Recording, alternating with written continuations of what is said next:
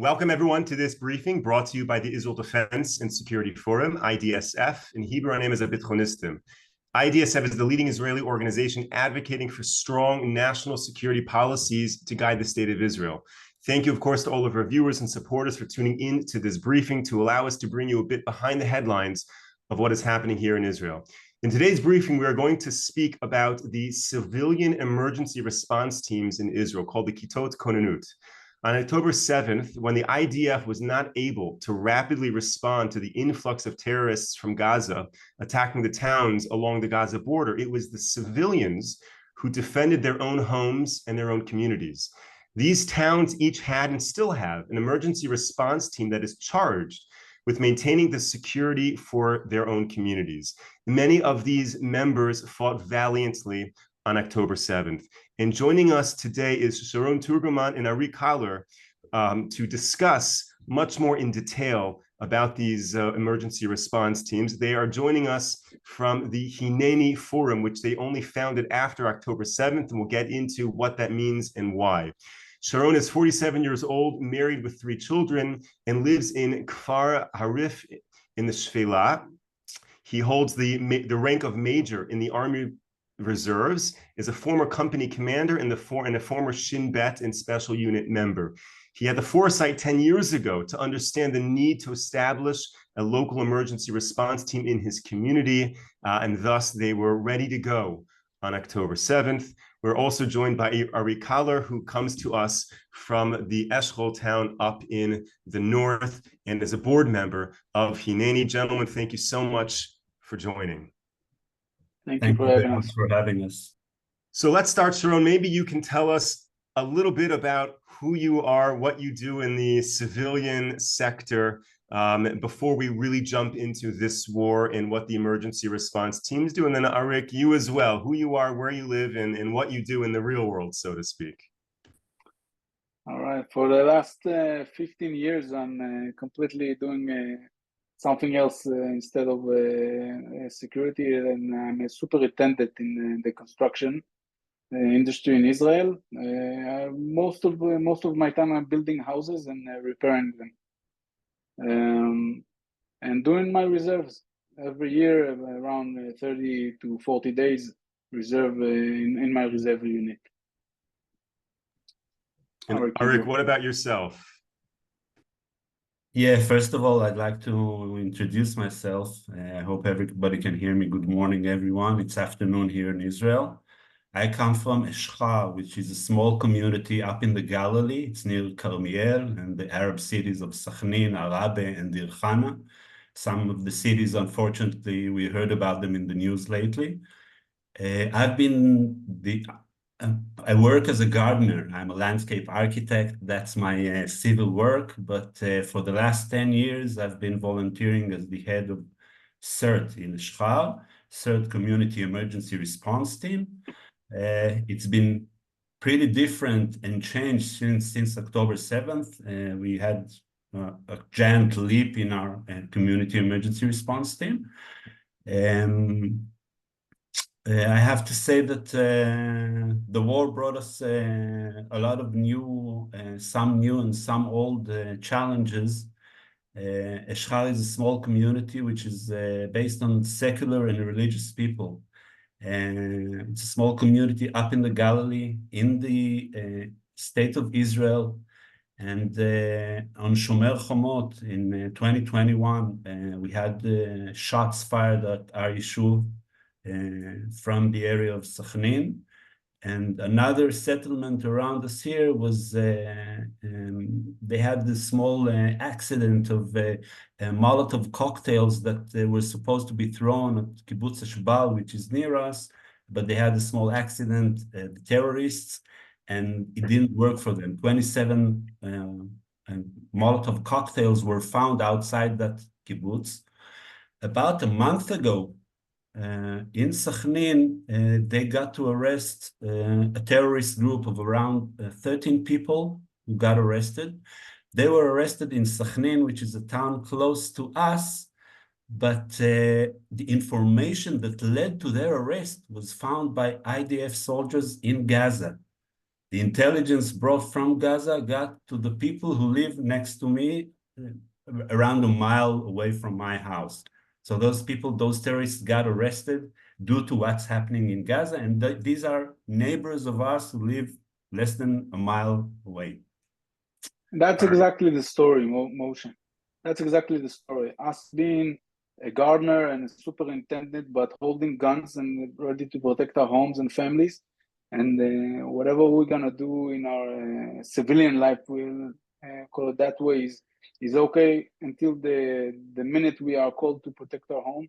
And that's exactly what us and other 360 other Kitot Konenut that are members in our organization Hineni are doing, protecting and being the actual Iron Dome of the settlements. That's exactly what we are doing.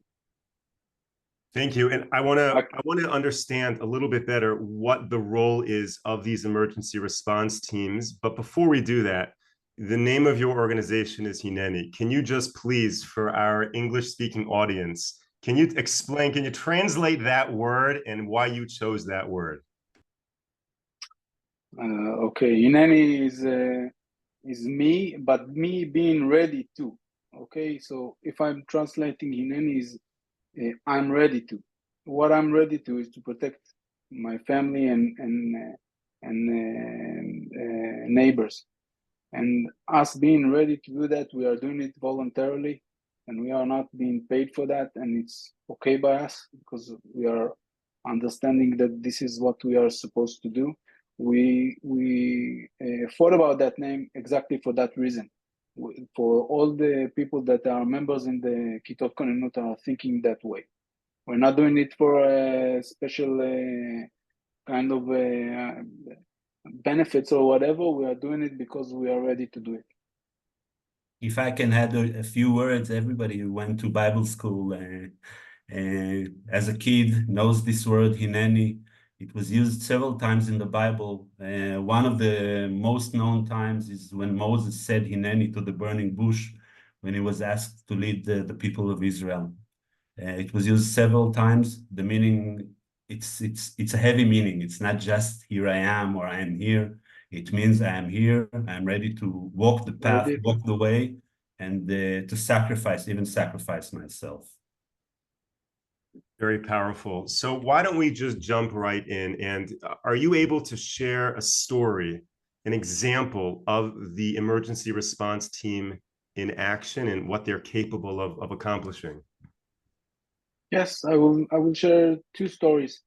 One is from October 7th. It's a story that was told from the Ravshats, the security a member of kibbutz Nir-Am. She was ready and understanding the thing that is going on, and spread all our Kitat Konenut around the kibbutz. And by that, she was managed to kill all the terrorists that and no one was ready to enter the kibbutz. Another story that I want to tell is it's about my settlement, and it was in February 16th, 300 meters from our village. There was a terror attack, some kind of a junction here.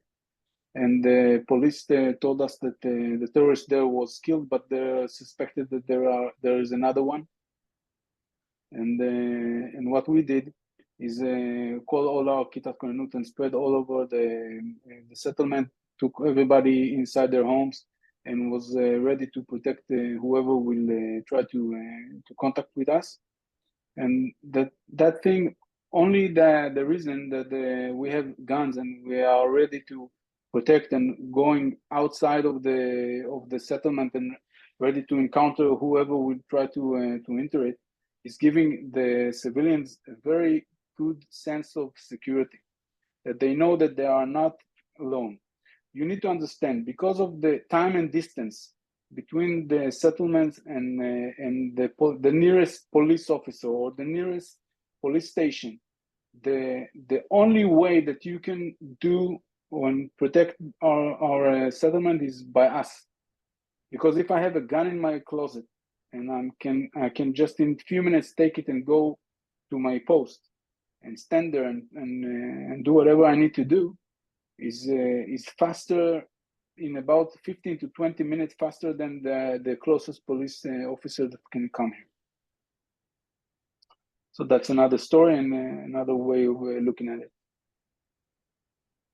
Thank you. And I just want to clarify for all of our viewers, Sharon, you're using the term settlement, but just to be clear, you live in central Israel. Kfar Harif, I live in Beit Shemesh. I think you're maybe 20-minute drive from me.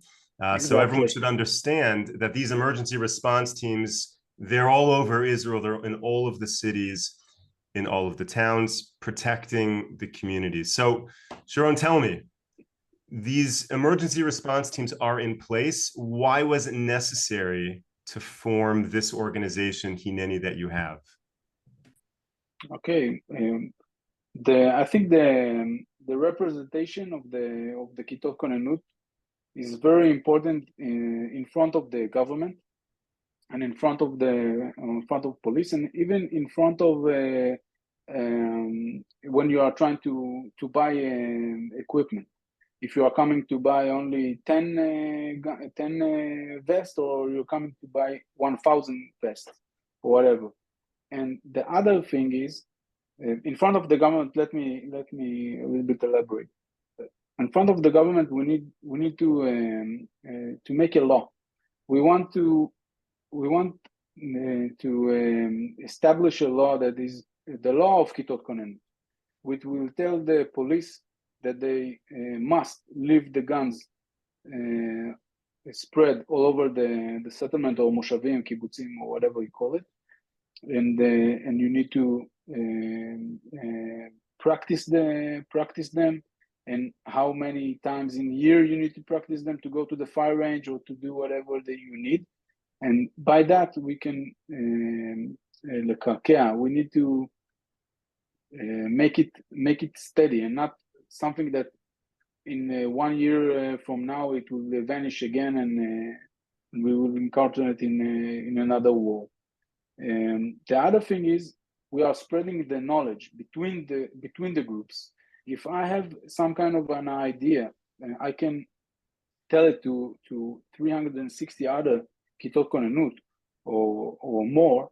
It is very important. We are not a bureaucratic organization. If the police want to spread some kind of thing, they need more time, and they need to do it in a different way than we do it. If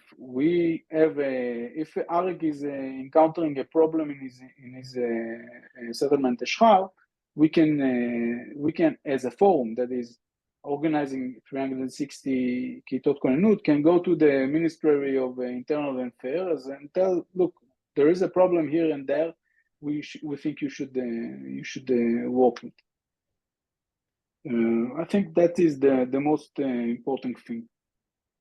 Eventually, we're talking about the classic NGO, non-government organization, which doesn't have the bureaucracy, the regular bureaucracy of government offices, which moves very fast and adjusts to different situations.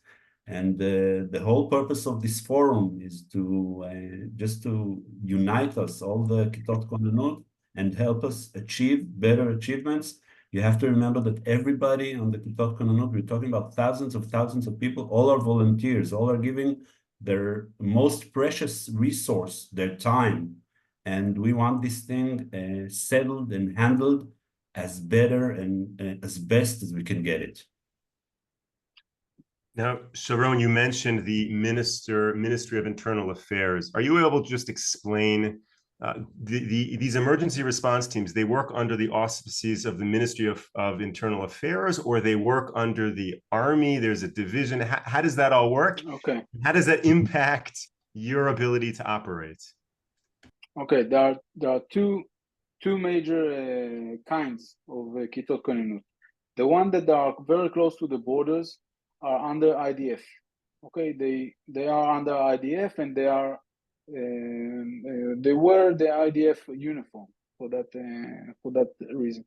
When you are going much wider, and it's basically all over, who is not IDF is under the Ministry of National Security, not the Internal Affairs, and then you are under the police. Okay, in Israel, it's divided between, the security is divided between the IDF and the police. If you are on the border, it's the IDF. If you are not on the border exactly, it's the police. Now, that's exactly one thing that is very important for us as a forum. Us as a forum, we don't care if you are under the IDF or you are under the police. We can help you and you, okay? So, and we can emerge between those two large organizations. So that's a very important positive thing that we can do. And is there coordination between these civilian groups and the army and the police, that you share information back and forth and you work together, maybe even train together, or is it very separate? Okay, it's very important to say something. I'm going to answer your question, but it's very important for me to say something. We are not an organization that is a organization in militias. Okay, we are under the Israeli law. We don't think that you need to have a private army in every city or settlement. That's not what you need to do. Our guns that we are given to us by the country. We are all citizens of the country, and we are law-abiding citizens of the country.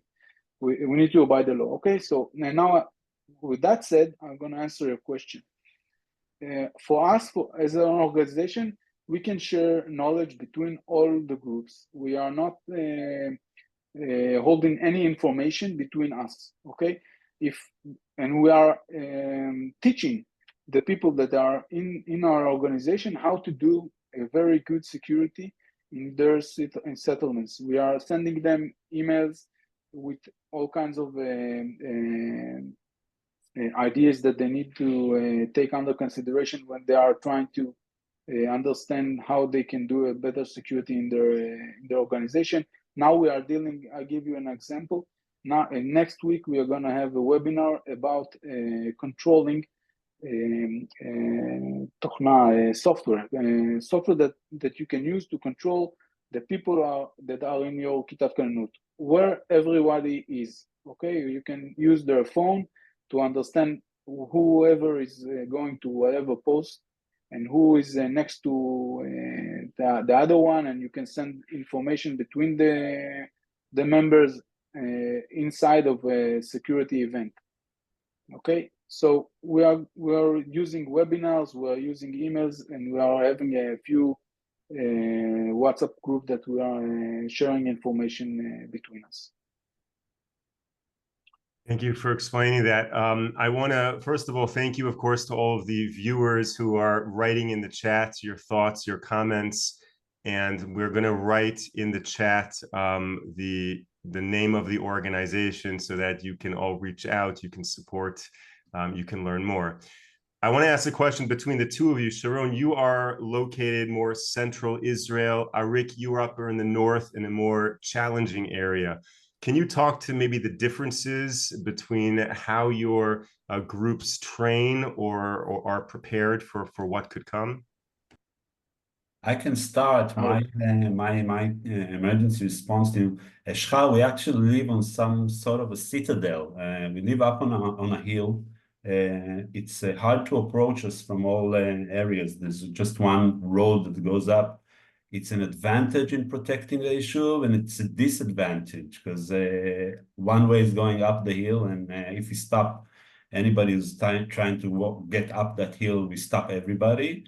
But it's also if we need to evacuate and get out of our issue, and that road is blocked, and there has been times before that this road was blocked. We can't get out, and we can't get any help as well. So we have, I believe, a different situation than what Sharon has where he lives. We're also around something like 13 miles south of the border of Lebanon. In 2006, we had a few Katyusha rockets falling around us. In this war, we haven't had none falling around us, but we are getting ready and prepared for that happening sometime in the future, I'm afraid. Moshe, I want to tell you something. I have a problem, let's call it, with your question, okay? Why? Because you are assuming that if you are very close to the border or very close to an Arab village, then you are more vulnerable. Okay, you can be hurt by them. But as I told earlier, 300 meters from here, and I'm not in a settlement, kind of way to say, there was a terrorist attack. No. Okay, and you need to understand that in every minute, okay, few thousand Arabs from the Judea and Samaria can just hop on their cars and start driving to our villages, okay? Or the Arab worker that is working on building a house near me can just flip his mind and take his axe and just use it against my family. So I have a problem with that kind of thinking.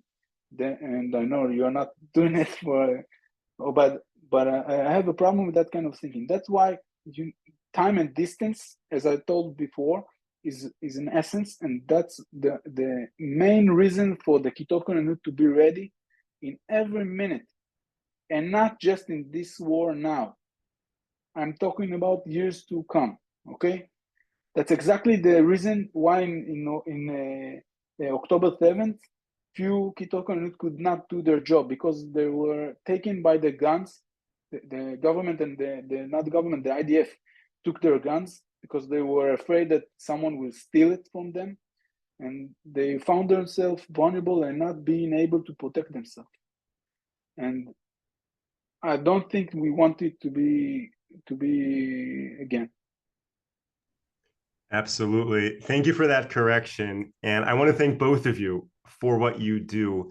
And when we go into towns and cities across Israel, it really is these emergency response teams that are looking out for us and taking care of us wherever we go. So thank you for pointing that out, and thank you for what you do. Some people are asking, what is the relationship between IDSF and Hineni?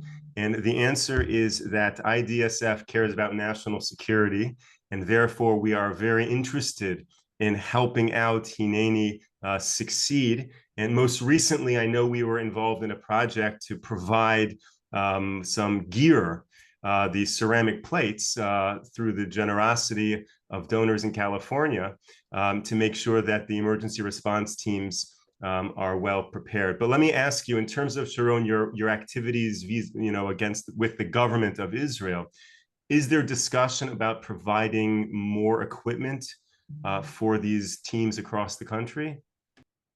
There is a discussion, but there is no understanding that time is an essence. The bureaucracy still is the same. Okay, so if the government wants to provide us gear, they need to do all kinds of things that government do in order to do that. But when you spoke earlier about the project that we did with the IDSF, that you cannot, there is 200 people now that have a ceramic vest on them because of what the IDSF and Hineni organization did. And they didn't waited any minute longer for the government to do whatever government does. Okay, we do it quickly and without bureaucracy, and that is exactly our upgrade.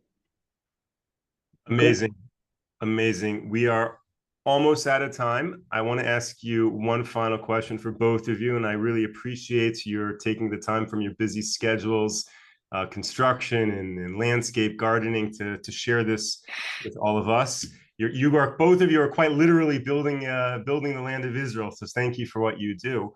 So my final question is: many of our viewers are living in the US, Canada, the UK, Australia, across the world, and they potentially encounter anti-Semitism, Jew hatred, and they struggle how to respond. You both take a very active posture in terms of responding to those who are seeking your destruction. So what message would you give to all of our viewers? And obviously the message is not do what you're doing, because the state laws are certainly are different, but just in terms of an approach to life, well, what parting message you have for our viewers? If I can begin, I if think, I can be first, if it's okay with you, Sharon. yeah. I'll say what I've been brought up in my own home. I'll say be ready, be prepared. Don't think that wherever you live, and I have family in Australia and I have family in the States, I have family in Europe, wherever you live, don't just think that something might happen.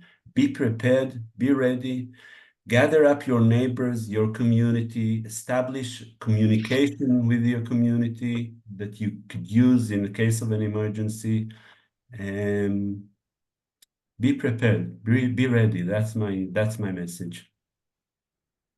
Okay, I will tell you two more ideas that I have now when I'm thinking about it. One is, כל ישראל ערבים זה לזה, okay? I don't know how to translate it in English, but all Jews are responsible for one another.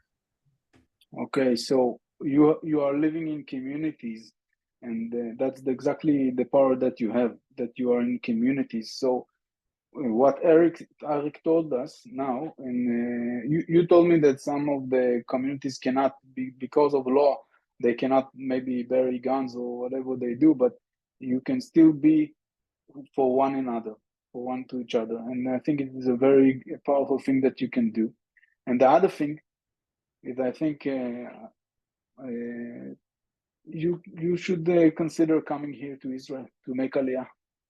If you think anti-Semitism is a very strong in your area, maybe that's time for you to come to Israel.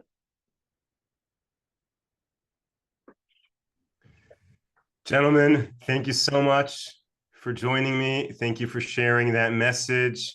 You heard it, everyone, straight from Sharon. Everyone is encouraged to make Aliyah, come here to Israel. Maybe there is some homes for sale in Kfar Harif. And wonderful. Thank you both for what you do and what you have shared with us. Thank you to all of our viewers and supporters for tuning into this briefing. We will be back with you next week, 10 a.m. Eastern time on Monday. Until then, stay safe, stay strong. Take care, everyone. Take care. Thank you very much.